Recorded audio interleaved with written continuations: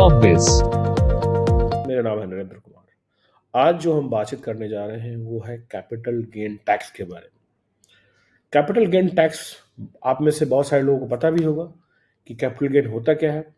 जब भी कोई एसेट आप खरीदते हैं और आप फिर उसको बेचते हैं, जनरल ये प्रैक्टिस होता है कि हम घर खरीदते हैं फिर बेच देते हैं, फैक्ट्री खरीदी फैक्ट्री बेच दी, शेयर्स मार्केट में इन्वेस्टमेंट किया उसको सेल कर दिया।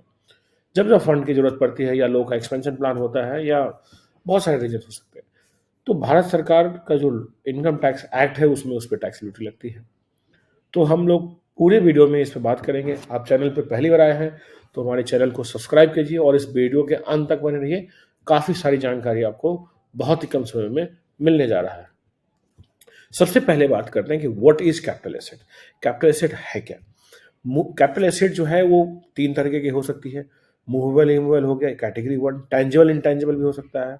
जैसे किसी का बिजनेस है, ट्रेडमार्क है, उसमें गुडविल है, जो मशीनरी है, आपकी इक्विपमेंट्स है, प्लांट है, सेटअप है, तो इन सबके जो सेल और परचेज के बीच का जो गैप है, जो आपका प्रॉफिट होता है, मशीनरी में तो आपको हमेशा लॉस ही होगा क्योंकि डेप्रिसिएटिंग एसेट्स है। कार व्हीकल्स बेचेंगे उसमें भी लॉस होगा आपको, तो कैपिटल लॉस हो जाता है उस केस में आपका, अगर आपका मेन बिजनेस एक्टिविटी वो नहीं है। उस पर भी हम लोग बात करेंगे। लेकिन आज जो मुख्य फोकस वो होने वाला है इमूवेबल पे, लैंड, बिल्डिंग और जो हाउस प्रॉपर्टी है उसकी बात करेंगे, जिसमें सेक्शन 54F और 54 इसी के बारे में हम लोग डिटेल डिस्कशन करने जा रहे हैं। सबसे बड़ी बात देखिए कि जो अब पहली बात तो आपने कैपिटल एसेट समझ लिया कि जो भी घर है आपके पास, बिल्डिंग है, वो कैपिटल एसेट का पार्ट है। और कैपिटल एसेट बनता कैसे? जैसे आज खरीद लिया, कल बेच दिया, फिर खरीद लिया, फिर बेच दिया, वो आपका ट्रेडिंग बिजनेस हो गया।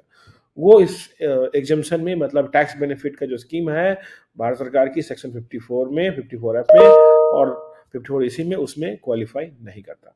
सबसे बड़ी बात तो दो तरीके का एसेट हो गया capital asset, short term and long term. Short term वो एसेट है जो इन जनरल 36 मंथ से कम, आपने 36 महीने से कम उसको होल्ड किया। लॉन्ग टर्म एसेट का मतलब है जो 36 महीने से ज़्यादा होल्ड किया आपने। जैसे फैक्ट्री आपने 36 मंथ से ज़्यादा होल्ड किया और उसको बेचा हो, और आपका बिजनेस ये ना हो, आपने फैक्ट्री अपने काम के लिए लिया था, तो आपको इस सेक्शन में, इस पूरे वीडियो में आपको टैक्स बेनिफिट मिल सकता है, इसकी जानकारी मिल सकती है। अब आप देखेंगे मैंने जो इसमें रेड लाइन किया है कि अगर आपका हाउस प्रॉपर्टी है, मतलब आपका अपार्टमेंट है, घर है, कोठी है, विला है, तो उस केस में सिर्फ 2 साल 24 महीने, जी हाँ 24 महीने तक ही आपको प्रॉपर्टी को होल्ड करना है। 24 महीने अगर आप प्रॉपर्टी होल्ड करते हैं तो कैपिटल गेन स्कीम्स में आपको टैक्स बेनिफिट मिल सकता है। और जो आपके शेयर्स हैं, स्टॉक है, बॉन्ड है, जीरो कूपन बॉन्ड्स है, किसी लिस्टेड कंपनी के शेयर्स हैं आपके पास, तो उस केस में 12 महीने ही आपको होल्ड करके रखना है।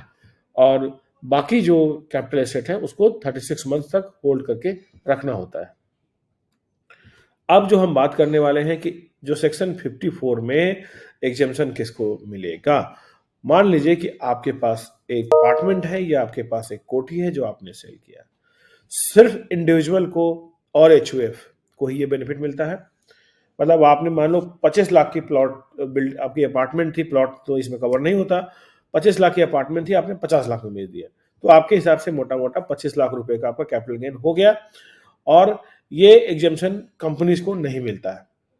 और जैसे देखेंगे जो एसेट्स है वो मस्ट बी रेजिडेंशियल प्रॉपर्टी, मतलब ये जो घर है, अपार्टमेंट है, वही हो सकता है। और लॉन्ग टर्म का मतलब क्या है कि कम से कम 24 महीने तक आपने उसको होल्ड किया है। और तो तीसरी कंडीशन जो है कि अगर उससे रेंट आ रहा है तो उसको आपने as a business income treat नहीं किया हो अपने बुक्स में। ऐसा भी हो सकता है कि आपके पास 10 फ्लैट है और 10 का रेंट आप एज आपका बिजनेस ही यही है कि प्रॉपर्टी खरीदना और उसको रेंट पे लगाना और रेंट को बिजनेस इनकम बनाना, तो सेक्शन 54 में टैक्स बेनिफिट जो कैपिटल गेन एग्जेम्पशन है वो आपको नहीं मिलेगा। और आखिरी बात कि वो प्रॉपर्टी इंडिया में होनी चाहिए। ध्यान रखिए, इंडिया से बाहर कोई प्रॉपर्टी आपकी है तो वो एग्जेम्पशन सेक्शन 54 का कैपिटल गेन का टैक्स बेनिफिट आपको नहीं मिलेगा। और जो नया घर है, अब सपोज आपने 50 लाख का घर था, बेचा है आपने 25 लाख में खरीदा था, 25 लाख रुपए का आपको प्रॉफिट हो गया, ऐसा मान चलते हैं। अगर आपने कोई घर 1 साल पहले भी खरीद लिया हो तो आपको इसका बेनिफिट मिल जाएगा। मतलब 25 लाख की प्रॉफिट जो आपको आने बाद में आई है, वो टैक्स आपका नहीं लगेगा अगर आपने खुद के पैसे से, ध्यान रखिए, अगर बैंक लोन लेके ले रहे हैं तो बैंक लोन में जो आपका फंड है, सेल्फ फंड है, वही क्वालिफाई करेगा, बाकी क्वालिफाई नहीं करेगा सेक्शन 54 में।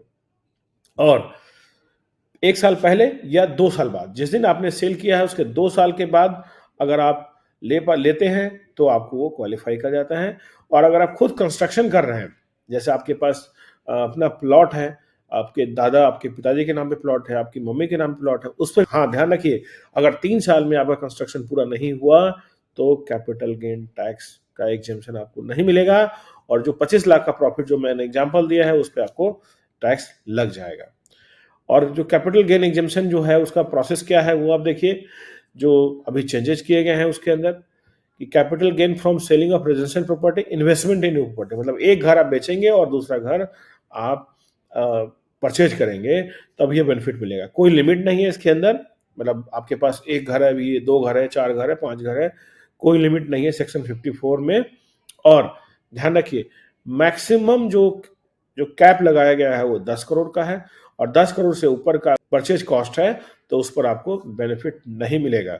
मतलब वो, अगर आपने 15 करोड़ का घर खरीदना है और 10 करोड़ का आपको कैपिटल गेन मिला है तो 5 करोड़ रुपए पे आप 5 करोड़ 10 करोड़ का ही आपको बेनिफिट मिलेगा, जो रिमेनिंग 15 करोड़ है वो नहीं मिलेगा। तो डिपेंड, अगर आपका कैपिटल गेन ज़्यादा भी है तो 10 करोड़ ही जो है मैक्सिमम लिमिट आपको जो है मिलेगा। इसमें मैंने एग्जाम्पल दे के भी बताया है।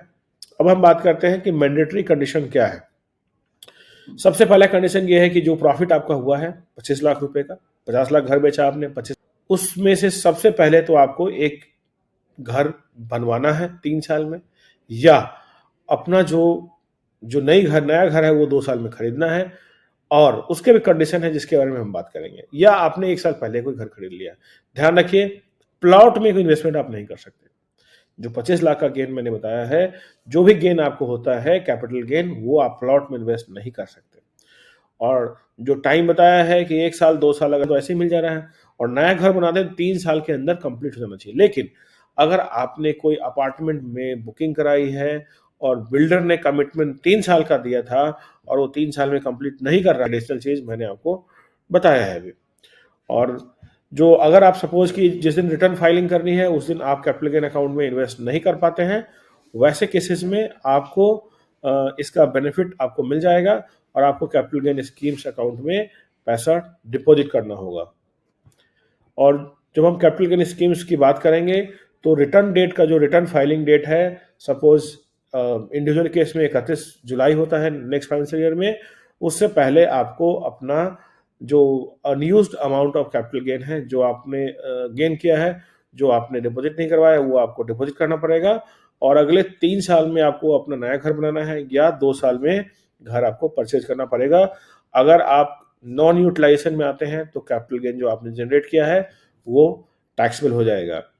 अगर जो घर आपने खरीदा था, अगर वो घर आपने 3 साल से पहले जिस दिन परचेज हुआ है, जो घर बेचा था आपने, फिर आपको आपने एक नया घर खरीदा, अगर उस घर को आपने 3 साल से पहले बेच दिया है तो जो कैपिटल गेन का अमाउंट इन्वेस्टेड है वो टैक्सेबल हो जाएगा। उस फाइनेंशियल ईयर में आपको उसमें पूरा टैक्स देना पड़ेगा।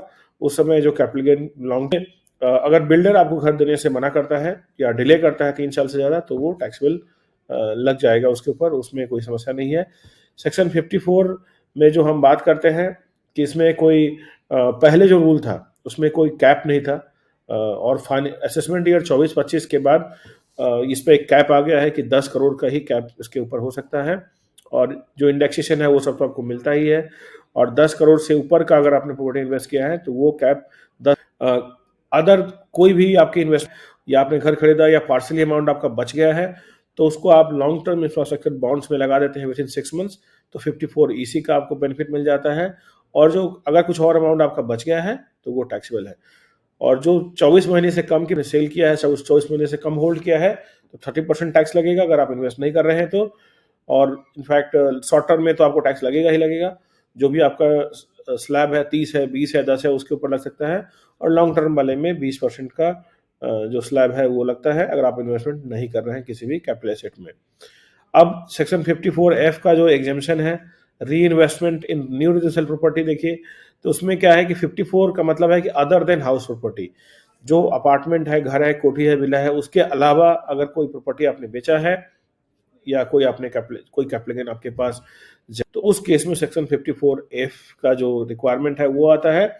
इसमें सिमिलर बहुत सारे टर्म्स सिमिलर है। इसमें 1 साल पहले का जो आपका है, 1 ईयर बिफोर आपने परचेज किया है कोई प्रॉपर्टी, तो उसकी बेनिफिट आपको मिल जाएगी।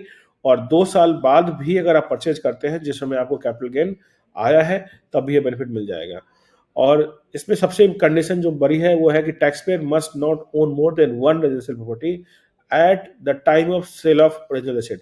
जिस समय आपने बेचा है property other than house property, उस समय आपके पास एक से ज़्यादा घर नहीं होना चाहिए, और एक से ज़्यादा घर है तो किसी और कैपिटल एसेट से जो गेन आपको मिला है वो आप इन्वेस्ट नहीं कर सकते। वो इन्वेस्ट करेंगे तो वो टैक्सेबल रहेगा ही।